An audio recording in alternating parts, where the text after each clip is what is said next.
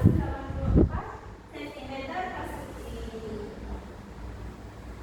Lanjut, untuk luas persegi panjang sisi AB itu sama dengan sisi CD atau biasa disebut dengan panjang atau disingkat P. Kemudian sisi BC sama dengan sisi AD atau disebut dengan lebar atau singkatannya yaitu L.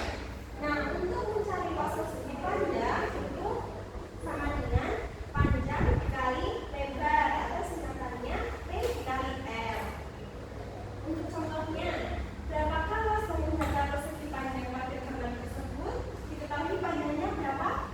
17 cm. Untuk luasnya 9 cm.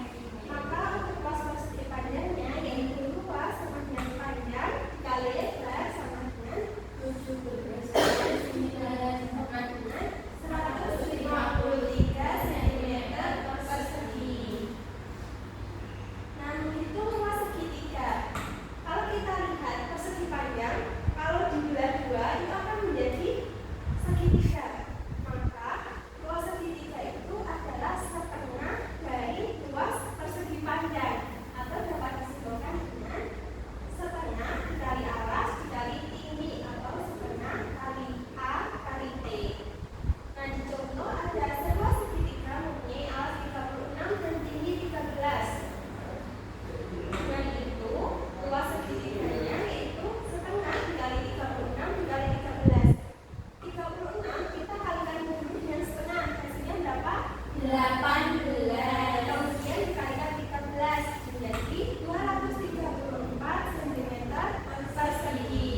Selanjutnya luas jatuhnya ini memiliki alas dan juga tinggi. Maka untuk luasnya yaitu alas dikali tinggi atau luas sama dengan A dikali T. Nah, itu adalah contoh memiliki panjang alas 25 dan tingginya 12. Maka untuk luasnya yaitu alas dikali tinggi berarti